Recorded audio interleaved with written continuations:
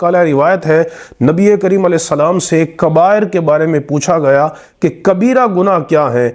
और एक रिवायत में है कि नबी करीम अलैहिस्सलाम ने खुद सहाबा से 3 बार ये पूछा, अला उनब्बिउकुम बि अकबरिल कबायर, मेरे सहाबा क्या मैं तुम्हें अकबरुल कबायर यानी सारे कबीरा गुनाहों से भी बड़ा गुनाह, जिना से, चोरी से, शराब से, इन सारे गुनाहों से बड़ा गुनाह ना बताऊं? अर्ज़ की जी या रसूल अल्लाह ज़रूर बताइए। तो मेरे करीम नबी अलैहिस्सलाम ने शिरक को सबसे पहले बयान किया, चूँकि शिरक नाकाबिले माफ़ी जुर्म है कि अल्लाह के साथ किसी और की इबादत की जाए। फरमाया अल इशराकु बिल्लाह, अल्लाह का शरीक ठहराना, और फरमाया वाक़ूकुल वालिदैन, वालिदैन की नाफरमानी करना, वालिदैन की दिल आज़ारी करना।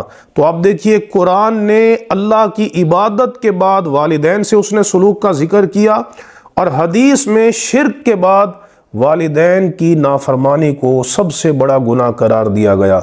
इसलिए इस्लाम हमें बड़ा ताकीदी हुक्म देता है कि तुमने अपने माँ बाप से हुस्न सलूक करना है, यहाँ तक कि अगर माँ बाप काफिर भी हों तो अल्लाह फरमाता है वस्वाहिबहुमा फिद दुनिया मारूफा, कि तुमने दुनियावी